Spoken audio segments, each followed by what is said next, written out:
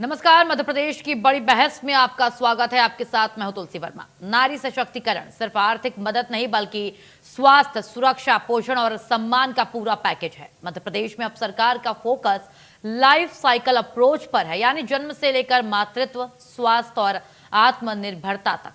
7 अप्रैल 2025 को शुरू हुआ मातृ शिशु संजीवनी अभियान, जो गर्भवती महिलाओं और बच्चों के लिए एक समग्र स्वास्थ्य सुरक्षा का दावा करता है। वहीं प्रधानमंत्री सुरक्षित मातृत्व अभियान के तहत हर महीने 672 केंद्रों पर मुफ्त जांच और अब तक 58 लाख से ज्यादा महिलाओं की जांच। अनीमिया मुक्त भारत अभियान, वहीं skill cell screening, digital tracking, Anmol 2.0, तो दूसरी तरफ आर्थिक सशक्तिकरण भी जारी है।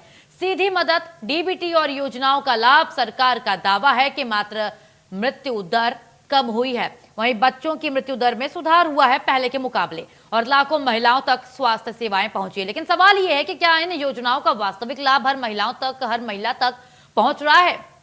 क्या ग्रामीण और दूर दराज क्षेत्रों में भी यही असर दिखाई दे रहा है? और क्या स्वास्थ्य आधारित सशक्तिकरण ही सबसे मजबूत मॉडल है? इन्हीं महत्वपूर्ण सवालों पर आज हम करेंगे एक सार्थक और तथ्य आधारित चर्चा।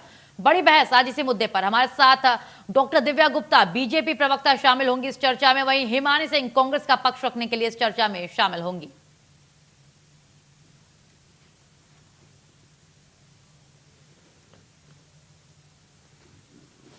तो नवजात और बच्चों के लिए सुविधाएं हैं। प्रधानमंत्री सुरक्षित मातृत्व अभियान चलाया गया। ग्राफिक्स के जरिए हम आपको चीजें समझा रहे हैं, जहां दूसरी और तीसरी तिमाही में निःशुल्क प्रसव और पूर्व जांच की सुविधा है। मध्य प्रदेश में 672 स्वास्थ्य संस्थानों में प्रत्येक माह 9 और 25 तारीख को EPMSMA की तरह सुविधाएं मिलेंगी। वहीं वर्ष 2016 से मार्च 2026 तक कुल 58.63 की सुविधाएं दी गई हैं। 162 स्त्री रोग विशेषज्ञों को प्रशिक्षण दिया गया है। 123 सरकारी संस्थानों में सोनोग्राफी की सुविधा है।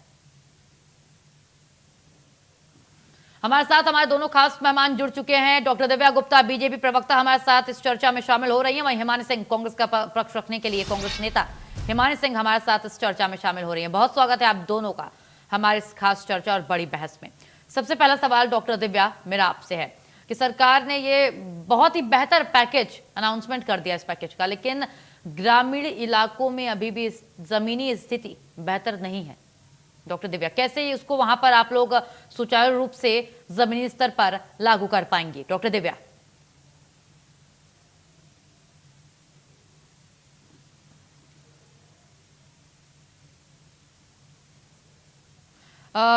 दिव्या जी, आप ना अपने अनम्यूट कर लीजिए अपने आप को। आपकी आवाज नहीं आ रही है, माइक म्यूट होगा मे बी।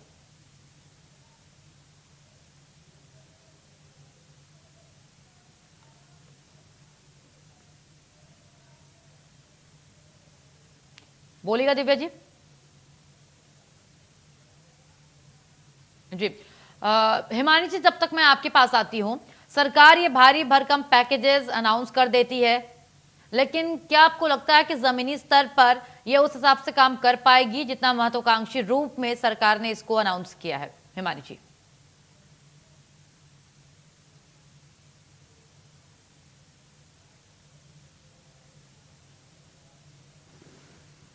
तो सामुदायिक जागरूकता, सहभागिता, महिला सशक्तिकरण को मजबूती, पंचायतें, सामाजिक संगठन, चिकित्सक संगठन और जनप्रतिनिधियों की सक्रिय भागीदारी, शून्य मातृ और नवजात मृत्यु वाले पंचायतों को प्रोत्साहन देने की पहल।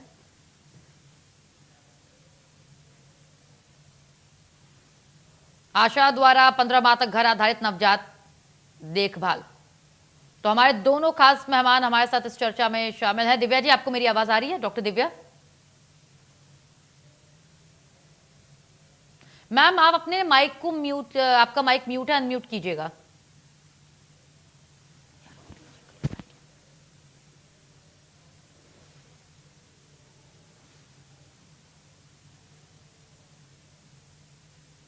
तो नारी सशक्तिकरण पर एमपी सरकार का बेहद फोकस है। स्वास्थ्य, सुरक्षा, पोषण, सम्मान, full package model, life cycle approach कितना असरदार, इसी मुद्दे पे हम बड़ी बहस करेंगे। मातृ शिशु संजीवनी अभियान, जमीन पर इसका कितना असर? जवाब जरूर लिया जाएगा। क्या घट रही है मातृ और शिशु मृत्यु दर सच में, या सिर्फ कागजों में? सवाल कई हैं। हेल्थ प्लस इकोनॉमिक सशक्तिकरण इक्वल टू मजबूत मॉडल, क्या यही है? और क्या केवल महिलाओं को मेडिकली सशक्त करके उनको सशक्त पूरी तरीके से किया जा सकता है? सवाल कई है।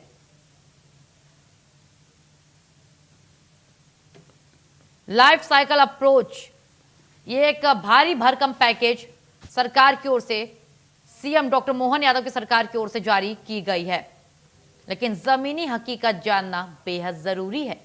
जानेंगे हम जमीनी हकीकत, बातचीत करेंगे। बड़ी बहस में यह मुद्दा भी हमने इसीलिए लिया हुआ है।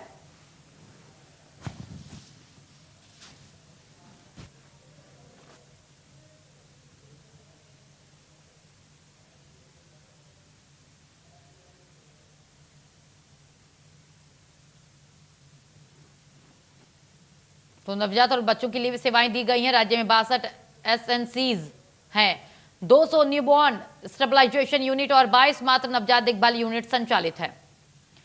67 पीडियाट्रिक आईसीयू और 318 न्यूट्रिशनल रिहैबिलिटेशन सेंटर कार्यरत है। अभी सरकार में वर्तमान में आशा कार्यकर्ताओं द्वारा घर आधारित नवजात देखभाल सेवाएं दी गई हैं। कुछ महीने तक ये सेवा घर तक जारी रहेगी। 5 वर्ष से कम आयु मृत्यु दर 62 से घटकर 44% पर आ गई है। सरकार की उपलब्धि है ये कहीं ना कहीं। नवजात मृत्यु दर 34 से घटकर 27% पे आ गई है। ग्राम सभाओं, स्वयं सहायता समूहों, इनके माध्यम से जागरूकता अभियान जारी है। पंचायतों, सामाजिक संगठनों, चिकित्सक संगठनों और जनप्रतिनिधियों की सक्रिय भागीदारी है।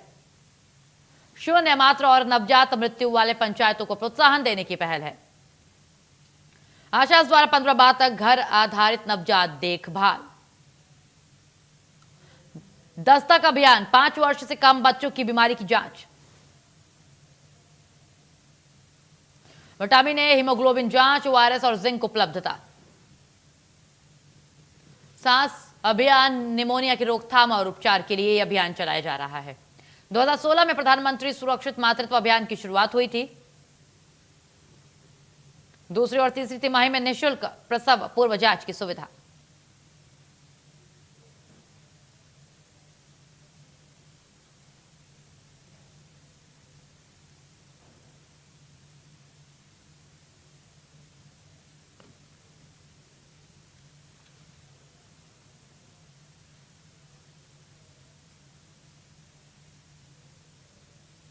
डॉक्टर दिव्या, क्या आपको मेरी आवाज आ रही है? जी हाँ, आप बोलें एक बार मैम। जी बिल्कुल। हिमानी जी, आपको मेरी आवाज आ रही होगी? जी बिल्कुल। तो चलिए चर्चा की शुरुआत कर लेते हैं। डॉक्टर दिव्या गुप्ता, मैं आपके पास आना चाहूंगी। सबसे पहले सवाल यही है, भारी भरकम पैकेज, लेकिन क्या ग्रामीण स्तर पर, ग्रामीण इलाकों में जमीनी स्तर पर यह फलीभूत होगी ये योजना, या अभी क्या स्थिति है? डॉक्टर दिव्या,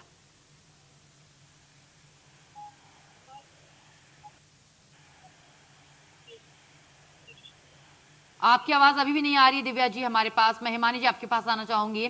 सरकार ने भारी भरकम पैकेज दे तो दिया है, लेकिन क्या आपको लगता है, सवाल आपसे यही है क्योंकि आपका रिएक्शन जानना भी जरूरी है, कि क्या ग्रामीण इलाके में उतना प्रभावी हो पाएगी जितना सरकार ने सोचा है, जितनी सरकार की महत्वाकांक्षा है? हिमानी जी, आ रही है मेरी आवाज आपको? जी बिल्कुल आ रही है मैम, बोलिए। हाँ, मैं देखिए, मध्य प्रदेश का नागरिक होने के नाते और विपक्ष होने के नाते दोनों से ही हमारी अभिलाषा रहती है कि इस तरह की जो भी समस्याएं हैं उनका समाधान बहुत जल्द से जल्द हो। पर दुर्भाग्य ये है कि हम हमेशा निराश होते हैं। जिस 22 साल 23 साल का शासन भारतीय जनता पार्टी का मध्य प्रदेश में हो चुका और 12 साल केंद्र के उसमें हो चुके, जिसमें मात्र मृत्यु दर 173 से 142 के आ पाई है और 1000 बच्चों में 40 बच्चे की ये 2025 के आंकड़े हैं डेथ होती है। और हाथ कंगन के आरसी क्या, पढ़े लिखे को फारसी क्या, कुछ मध्य प्रदेश के उदाहरणों के द्वारा मैं अपनी बात को साबित करूंगी। आपने अभी सीधी जिले का एक मामला देखा होगा, एक महिला लीला करके वायरल हुई थी। उन्होंने अपनी डिलीवरी से पहले प्रेगनेंसी के टाइम पर सरकार से सड़क की गुहार लगाई थी कि अगर उनके लेबर पेन होंगे या उनको हॉस्पिटल जाने की जरूरत होगी, तब उनको यहाँ पर रोड की सुविधा उपलब्ध नहीं थी, तो इसके लिए लगाई थी। और जिस तरह के असंवेदनशील सरकार के सांसद जनप्रतिनिधियों की तरफ से जवाब आए थे, वो सब भी आपने और हमने देखे थे कि सांसद जी ने कहा था कि आप 1 हफ्ते पहले अस्पताल में आकर एडमिट हो जाइएगा आपकी डेट से, और आपका सब कुछ हम फ्री करवा देंगे। मतलब वो बेसिक सुविधाओं के अलावा उन्होंने इस तरह के उल्टे सीधे सुझाव दिए थे। तो असंवेदनशीलता भी हमको देखने को मिली थी, पर बिल्कुल दिल से हम ये चाहते हैं कि जो भी योजनाएं इस बार लागू की गई हैं, इससे ये आंकड़ा एकदम खत्म हो जाए और मध्य प्रदेश एक कम से कम इस क्षेत्र में एक सकारात्मक कीर्तिमान स्थापित करे। और हम ये कह पाए कि हमारे यहाँ मातृ और शिशु की मृत्यु दर 0 है हमारे यहाँ पर। लेकिन फिर दूसरा उदाहरण दूंगी मैं शिशु मृत्यु दर का, कि आपने इंदौर का जो चूहा वाला कांड सुना होगा, जहाँ पर अगर बच्चा पैदा होने के बाद आपने सरकारी अस्पताल में भर्ती करवाया तो वहाँ उसको बीमारी से नहीं, चूहों के काटने से उसकी मृत्यु हो जाती है और चूहे बच्चे को खा जाते हैं। इस तरह की असंवेदनशीलता, और सरकार ने उस समय भी पेस्ट कंट्रोल कंपनी और इन सब चीजों पर, चाहे वजह पेस्ट कंट्रोल हो, बीमारी हो, चूहे खाना हो, कुछ भी हो, बाल मृत्यु दर चाहे वो एनीमा की वजह से हो, चाहे वो खून की कमी की वजह से हो, किसी और दूसरी बात यह है कि मृत्यु होती है और आप और हम दूसरे कहीं आंकड़ों में उलझ कर इसका दूसरा रीजन देख लेते हैं। तो सरकार को कहीं ना कहीं जरूरत है संवेदनशीलता के साथ जो भी स्कीम्स लागू करे, इनको जमीनी स्तर तक पूरी तरह उन लोगों को जो इसके लाभार्थी होने चाहिए उन तक इसका लाभ पहुंचे और वाकई ऐसा हो पाए। पर अभी का दुर्भाग्य यह है कि ये स्थिति नहीं है मध्य प्रदेश में। जी बिल्कुल ठीक है। डॉक्टर दिव्या, मैं आपके पास आना चाहूंगी। सबसे पहला सवाल जो मैं कर रही थी और तकनीकी खामियों के कारण वो जवाब नहीं मिल पा रहा था। डॉक्टर दिव्या, सवाल यही है, भारी भरकम पैकेज लेकिन ग्रामीण इलाकों में ये योजना कितनी कारगर साबित होगी, क्योंकि वहां की महिलाओं को इन पैकेजेस की ज्यादा जरूरत है, क्योंकि उनके पास इंफॉर्मेशन की भी कमी होती है अगर बात की जाए शहरी महिलाओं के मुकाबले। डॉक्टर दिव्या।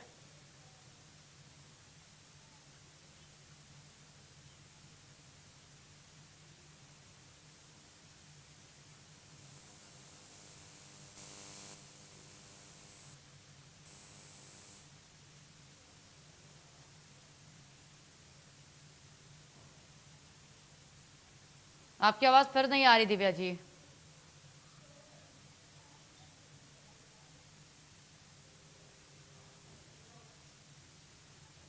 हिमानी जी, मैं आपके पास से ही आना चाहूंगी कि जब आप मतलब विपक्ष होने के नाते सवाल उठाना आपका दायित्व है और आप कहीं ना कहीं कांग्रेस हर बार मुखर होकर के सवाल उठाती रही है, लेकिन इस योजना के बाबत मैं आपसे यही जानना चाहूंगी कि अगर सरकार कोई चीज, कोई योजना ला रही है जो आपको लगता है कि जनहितकारी हो सकती है, तो आपको नहीं लगता कि उसमें सरकार का समर्थन करना चाहिए और हेल्थ सेक्टर जो ऐसा है उसमें हर किसी को अपनी हामी भरनी चाहिए? देखिए, मैंने पहले ही बोला आपको, जो आपने सवाल पूछा उसका जवाब मैं पहले ही दे चुकी कि हमारा पूरा समर्थन भी है और हम ऐसी दिल से इच्छा भी रखते हैं कि ऐसा होना चाहिए मध्य प्रदेश में, क्योंकि चाहे विपक्ष में हो या मीडिया में हो या सत्ता पक्ष में हो, मध्य प्रदेश हमारा है और हम यहाँ चाहते हैं कि सभी का जीवन बेहतर हो। पर अगर जो कमियां हैं उनकी तरफ हम आपका ध्यान आकर्षित नहीं कराएंगे, आप तो उसे देख पाने में असमर्थ हैं, नहीं देख पा रहे हैं, तभी ये स्थिति बनी हुई है। तो समर्थन तो पूरा है, लेकिन अगर आप ये सोचे कि हम बिल्कुल आंख बंद करके जो तुमको है पसंद वही बात कहेंगे तो सत्ता पक्ष के पसंद की बात नहीं कह पाएंगे। जो वास्तविक स्थिति है, मेरे पास एक और आंकड़ा है कि जैसा कि दिव्या जी ने बोला कि पहले की सरकार है, तो मैं उनको बताना चाहूंगी इससे पहले भी शिवराज सिंह चौहान की सरकार थी, इससे पहले भी शिवराज सिंह चौहान की सरकार थी और उससे पहले भी शिवराज सिंह चौहान की सरकार थी।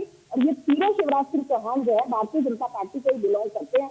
22-23 साल आपके ही पिछली सरकारों को हो चुके हैं। इससे पहले के भूतकाल में अगर आप जाएंगी तो आपको बहुत ज्यादा इसके बारे में सोचना पड़ेगा कि आप 20 साल के शासनकाल को आप इससे पुराने वाले से तुलना कर रहे हैं, तो कहीं ना कहीं आप ये मान रही हैं कि अभी फेलियर है। एक और आंकड़ा मेरे सामने आया है कि मध्य प्रदेश में शिशु मृत्यु दर पूरे भारतवर्ष में सबसे अधिक है। मध्य प्रदेश का नागरिक होने के नाते आपको और हमको ये भी सोचने की जरूरत है कि हर नेगेटिव आंकड़े में हम नंबर 1 पर होते हैं, चाहे वो महिलाओं पर अत्याचार की बात हो, किसानों की बात हो, चाहे बाल शिशु मृत्यु दर की बात हो। तो जब हम इन चीजों में नंबर 1 पर हैं तो हम अपना पूरा समर्थन देने के लिए तैयार हैं। हिमानी जी, एक सवाल आपसे ये भी है मेरा, आपका समर्थन आपने साफ तौर पर कह दिया कि समर्थन है, अगर सरकार कुछ बेहतरी के लिए ला रही है आम जनमानस के, खासकर महिलाओं के लिए, तो आप समर्थन जाहिर सी बातें करेंगे। एक सवाल ये है कि जो सरकारी आंकड़े सामने आए हैं कि नवजात शिशुओं की मृत्यु दर में कमी आई है, इस पर और इसके साथ ही कुछ और आंकड़े भी जारी हुए हैं, इस पर आपका क्या कहना है? क्या इन सरकारी आंकड़ों को आप मानती हैं कि जमीनी स्तर पर हाँ ये जमीनी हकीकत है, मात्र सिर्फ कागजी आंकड़े नहीं। हिमानी जी, पिछले साल 173 थे 2024 में, 25 में 142 हो गए। तो ये 20-30 के आंकड़े तो कभी कभी इत्तेफाक भी हो जाते हैं, जी। तो हम आंकड़ों में गिनती कर लेते हैं। जी बिल्कुल। हिमानी जी आप लेकिन ये रुकिए। कोई हिमानी जी मैं आपको रोकना चाहूंगी। मैं एक बार डॉक्टर दिव्या जब से जुड़ी हैं, मैं उनका रिएक्शन एक बार ले लूं, देखती हूँ शायद इस बार बात हो जाए। डॉक्टर दिव्या बोलिएगा कुछ एक बार मैम। हाँ नमस्कार। बिल्कुल मैम, तुलसी जी, आपकी आवाज आ रही? गई, बताइए। Thank you. वेलकम।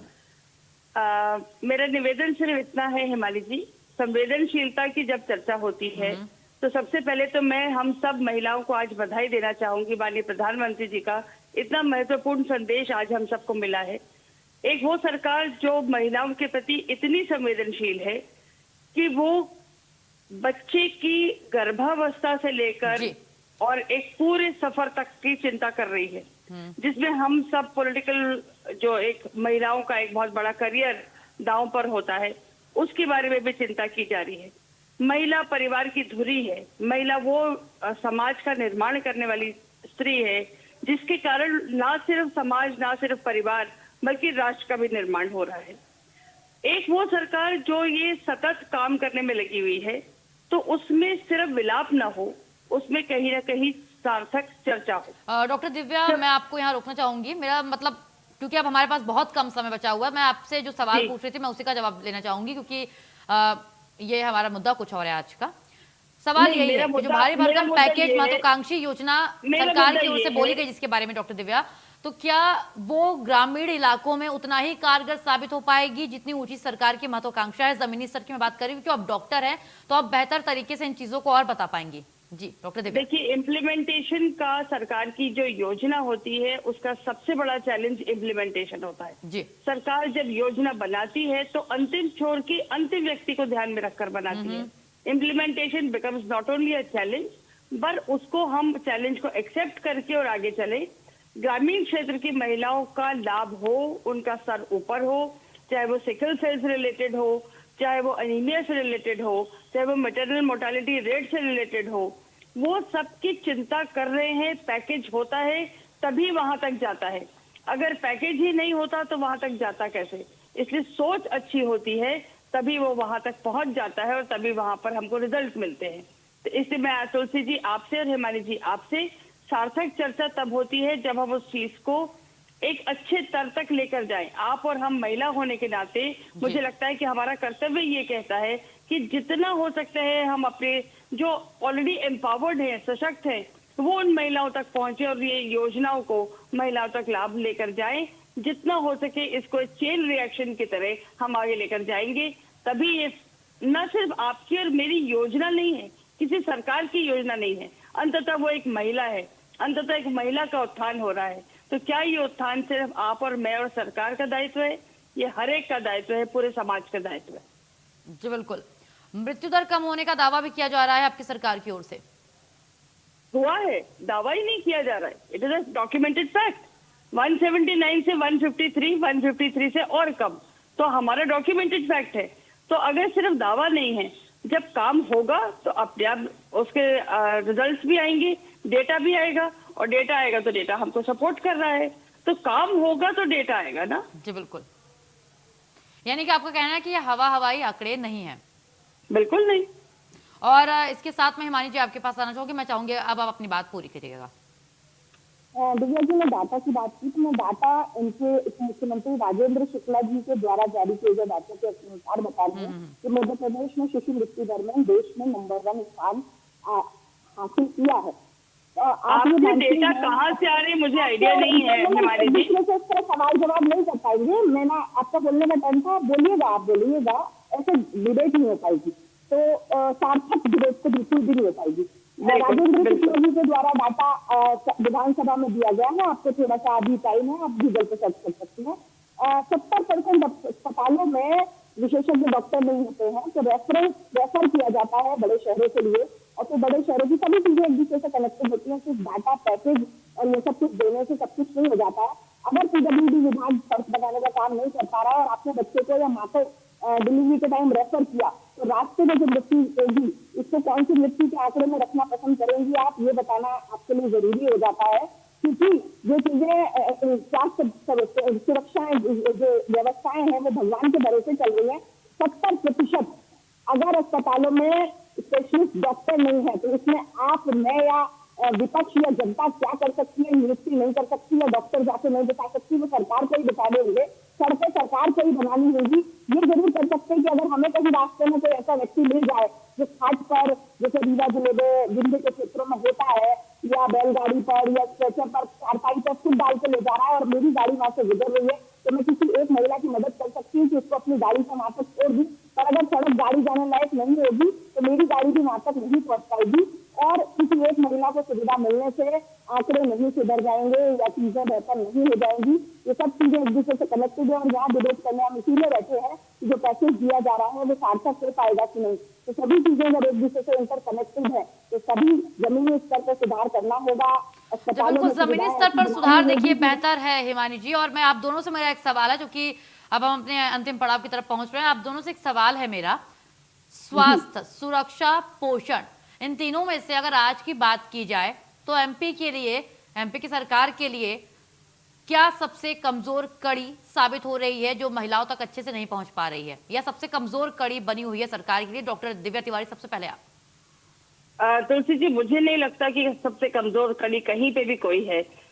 स्वास्थ्य, सुरक्षा और पोषण 2.0 सरकार का बहुत महत्वपूर्ण, 2.0 इतनी महत्वाकांक्षी योजना है जो आंगनवाड़ी तक पहुंची है। फिर उसके बाद सुरक्षा, तो आप देखते हैं कि 0 टॉलरेंस है किसी भी मध्य प्रदेश में सरकार की कि टुवर्ड्स महिला की कोई वायलेंस के प्रति यदि हो तो 0 टॉलरेंस के साथ हम लोग काम करते हैं।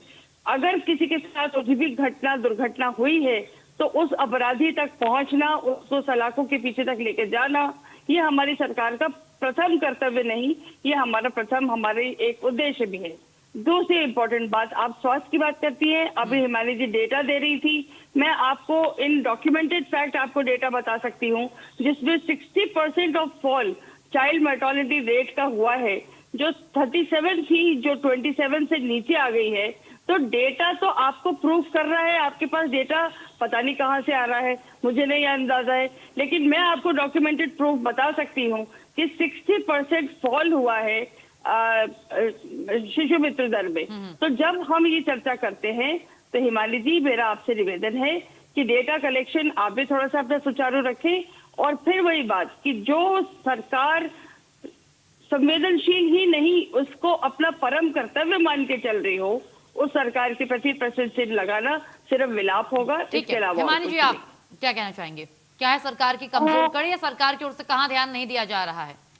आपकी शुरुआती इसको पूछा पहुंचते कि विपक्ष को साथ देना चाहिए जी, बिल्कुल तरीके से मैंने आपको बताया था, साथ दे सकता है। पर यदि आप अपनी गलतियों को स्वीकार करने के लिए तैयार नहीं है, जैसा कि दिव्या जी कह रही है, राजेंद्र शुक्ला कांग्रेस पार्टी से विपक्ष से ताल्लुक रखने वाले नेता नहीं है।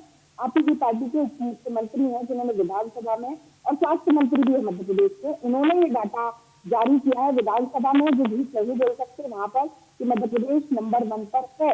लेकिन अगर आप इस चीज को मानने के लिए तैयार नहीं है तो यह उम्मीद कैसे की जा सकती है कि इसमें सुधार होगा? स्वास्थ्य और इन सब चीजों में बेसिक तीनों चीजों को मैं कमजोर कड़ी मानती हूँ, और इसके अलावा भी बहुत सारी कमजोर कड़ियां हैं जिनमें अगर सुधार होगा तो ये जो डाटा है, ये जो पैकेजेस हैं, ये अपना सार्थक रूप ले पाएंगे। और बिल्कुल और हमें भी उम्मीद है कि जो सरकार के डाटा है, जो पैकेजेस है, वो सार्थक असर दिखाए, शहर से लेकर ग्रामीण महिलाओं तक, हर और हर एक समय और हर एक इलाके में सार्थक पहल हो इस पैकेजेस का और इनके सरकार की तमाम योजनाओं का, यही उम्मीद है। फिलहाल डॉक्टर दिव्या गुप्ता आपका, हिमानी सिंह आपका अपना समय देने के लिए, चर्चा में शामिल होने के लिए बहुत शुक्रिया। और बड़ी बहस में फिलहाल इतना ही। तमाम खबरों के लिए आप बने रहिए हमारे साथ। नमस्कार।